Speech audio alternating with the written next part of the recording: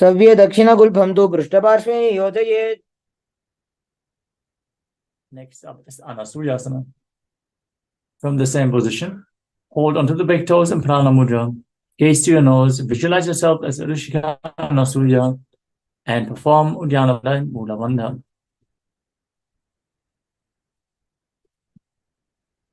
दक्षिणं सव्यगुल्फेन दक्षिणेन ततेतरम्.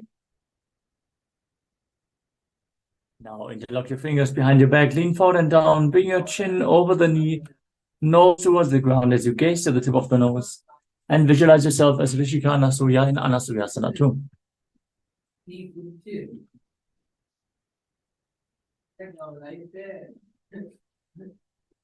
जीमणा गोदा की संधि उपरिड़ा वा गोड़ा की संधि. Next up is Garudasana too. Sit with one heel against the perineum. Sit with the other foot flat and the knee raised towards your chest, hands on the respective knees, as you gaze to your nose and visualize yourself as Lord Garuda.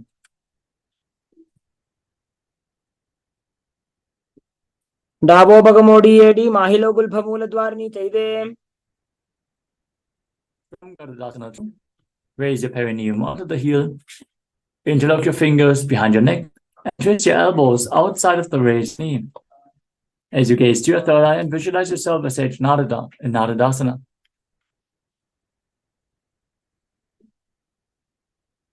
पिष्टि जवाम पगदली गेरी भूपरिता हिलका बेफेरी.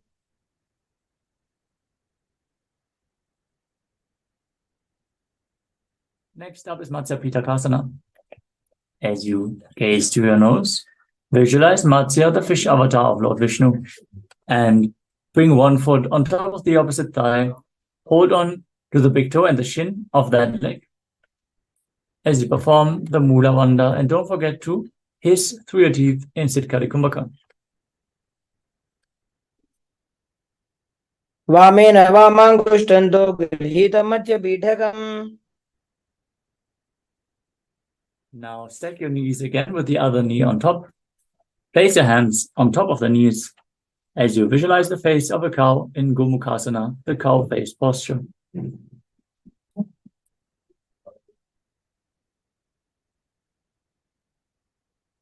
सव्ये दक्षिणगुल्फं तु पृष्ठपार्श्वे नियोजयेत्. Now hold on to the big toes in Prana Mudra. Hold your stomach in and up. With big wings on your back. Your perineum on the heel. Interlock your fingers behind your neck. Now place the other foot on top of the opposite. Next up is hand of the raised arm by the neck and the other hand behind. Next up is Kubhasana. From Matsindrasana, extend your front arm down to the foot. Hold on to the big toe in Prana Mudra. Back hand from the ear down to the ground behind you. Twist your body even further as you gaze to your third eye and visualize Sage Matsyendranath, the master of Hatha Yoga, in Matsindrasana too. मत्स्येन्द्रपीठं चर प्रदीप्तिं प्रति उदरं पश्चिमाभासं कृत्वा तिष्ठति यत्ततः नम्राङ्गं वामपादं हि दक्षजानुपरिन्यसेत्. Now place the front arm down to the foot and the other hand on back here. Gaze up and visualize yourself as a camel in Kubhasana. आसन को न झोलो जाए. Now place the back hand down, twist your body even further, visualize Sage Matsindranath in Matsindrasana too. मत्स्येन्द्रपीठं चर प्रदीप्तिं प्रचण्ड रुक्मण्डल खण्डनास्त्रम्.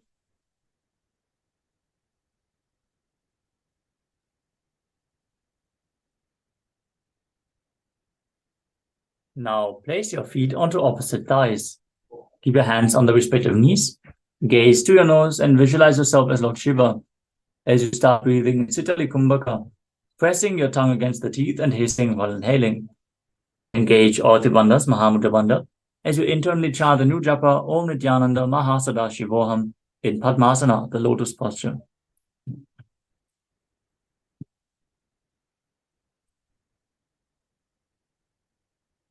आसनं प्रोक्तं पद्मं वज्रासनं तथा. Now maintain your feet in the same position. Cross your arms in front of the body. Hold onto the big toes in Prana Mudra. As you gaze to your nose and visualize yourself as Goddess Parvati, the consort of Lord Shiva, in Padmasana too, as you keep breathing in Sita Likumbhaka.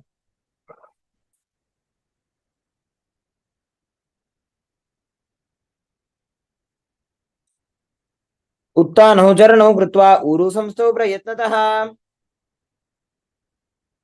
From Padmasana, place your hands in between the thighs and calves, palms flat on the ground.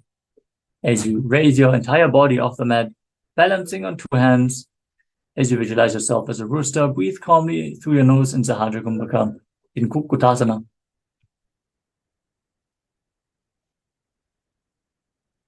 पद्मासनं सुसंस्थाप्य नान्वोरवरन्तरे करौ. Next up is Bandhakiki Asana. From Padmasana, rise up onto your knees. Place your hands flat on the mat with the fingers pointing towards your body. Lean onto your elbows.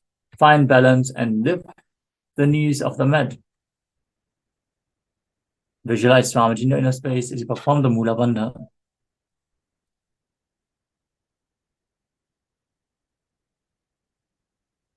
धरामोष्टभिकरद्वयेन तत्कोर्परिस्थापितानाभिपार्श्वः.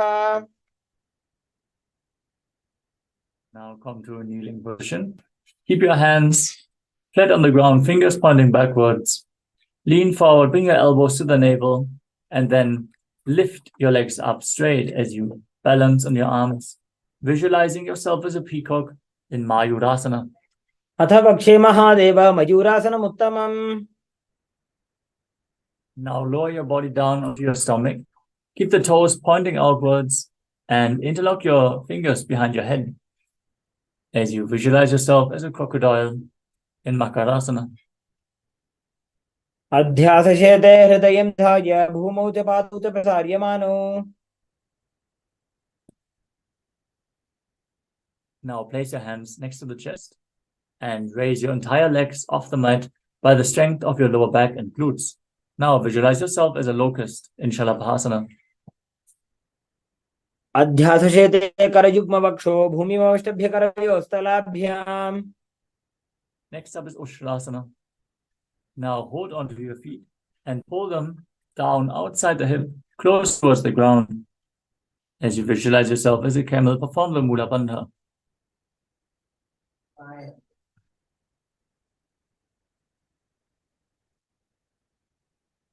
अध्यासशेते पदयुग्मव्यस्तं पृष्ठे निधायापि धृतं कराभ्याम्.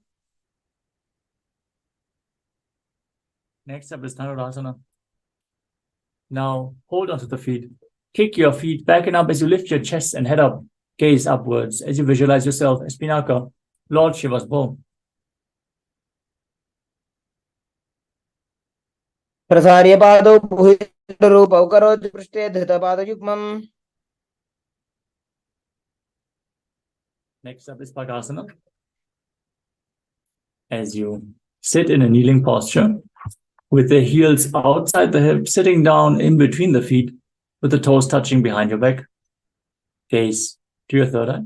Keep your hands on the knees and visualize Swamiji in your inner space as you internally chant the new japa, Om Nityananda Paramashivoham. उल्टा मोड़ी पाव दो पैसे बहुरो जुगति करे एक ऐसे.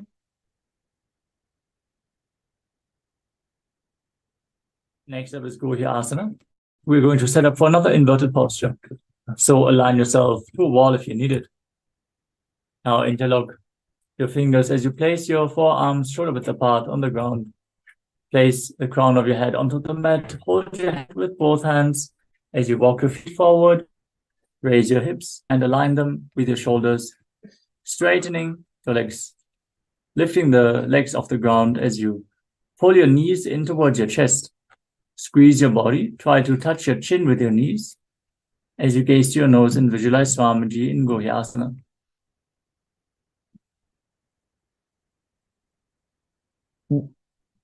दो हाथ की कहुनी जोजी पुनः कलाई जाने दो ही. From Gohyasana, extend your legs up straight into Shirshasana. Gaze to your nose and visualize Swamiji in your inner space as you do so. विपरीतं मण्डलं च द्विधैव विदितं हिनः. Gently lower your feet down as you come to a seated position with the legs extended forward. Start breathing in Bastika Kumbhaka, rapidly exhaling from your stomach without inhaling. Let the air automatically flow back into your lungs. We're going to perform this pranayama throughout the next few asanas. Now bring your hands behind your calves and stretch your legs forward and up.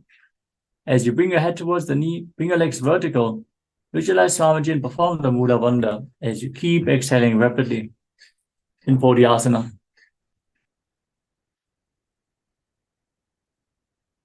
दो हाथ पग बाहर आने दो, गोड़ा तरे का कसी ठाने. Next up is Padakasana. With your legs extended forward, bring your hands behind your back and hold on to opposite shoulders. Keep your core engaged as you exhale rapidly, gaze to your third eye and visualize yourself as a mace.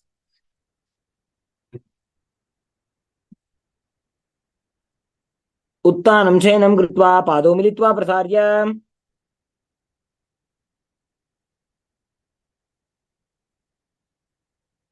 Next up is Naukasana. With your arms extended forward, your legs raised up at a 45-degree angle, gaze to your third eye and visualize yourself as a boat. Keep breathing rapidly in Vastika Kumbhaka.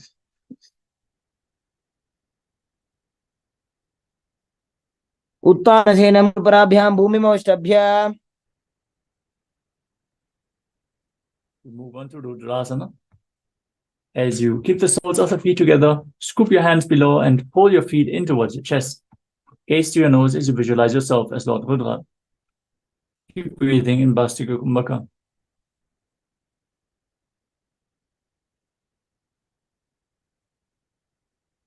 पगतली संपूट करी हाथस्यो पग उचाजी पगा का अंगूठा दो लेवु परली का नितालवे. Now breathe calmly through your nose. Lay on your back and place your feet flat on the mat with the knees raised. As you keep your hands down, palms facing down, just behind your heels. Push your hips up, contract the perineal floor, tuck your chin to the chest in Jalandhara Bandha. As you breathe in Murcha Kumbhaka, exhaling through the engaged throat lock. Keep Jalandhara Bandha active as you exhale. Now gaze to your nose and visualize Swamiji in your inner space in Unmukha 2. ऊर्ध्वे च जानूनि कृत्वा शवित्वोर्ध्वमुखं तथा. Now lay down flat on your mat with the hands next to your hips, palms facing upwards. In Shivasana, pull the Kundalini Shakti up forcefully along your spine, all the way from the Dhara to Sahasrara Chakra. Be completely still. Visualize your body is dead, and Swamiji, the supreme pontiff of Hinduism, is liberating you. Internally chant the new japa. Om Nityananda Paramashivoham.